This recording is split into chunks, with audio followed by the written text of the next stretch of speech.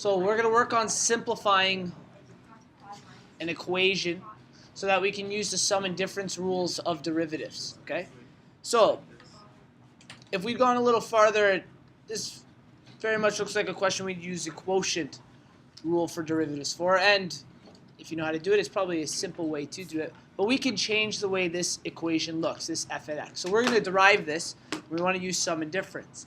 What I'm going to do is essentially, because both of these are over the denominator of x, that means I can rewrite these as two separate values.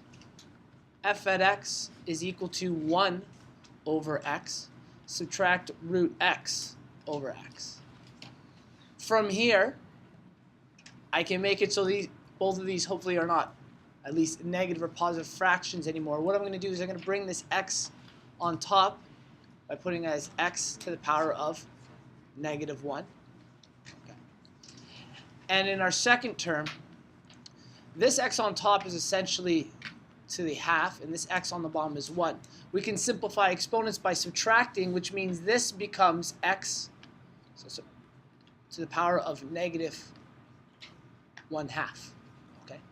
Now that we have these values, we can use our power rule and our difference of derivatives to solve this. We'll bring our negative 1 down in front. So we have f prime x, because we're deriving it now, is negative 1 x to the power of negative 2.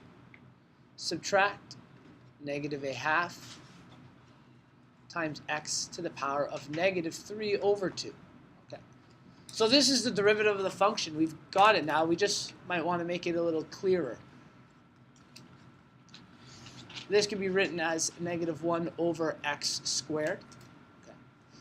These two can end up being a positive value, and it become 1 over 2.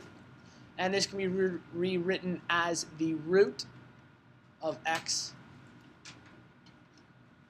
cubed. Okay.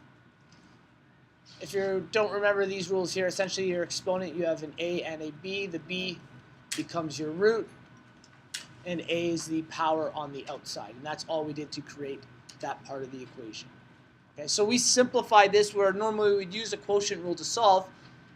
So we simplified it so that we'd be able to use sum and differences, and then in the end, rewrote the question.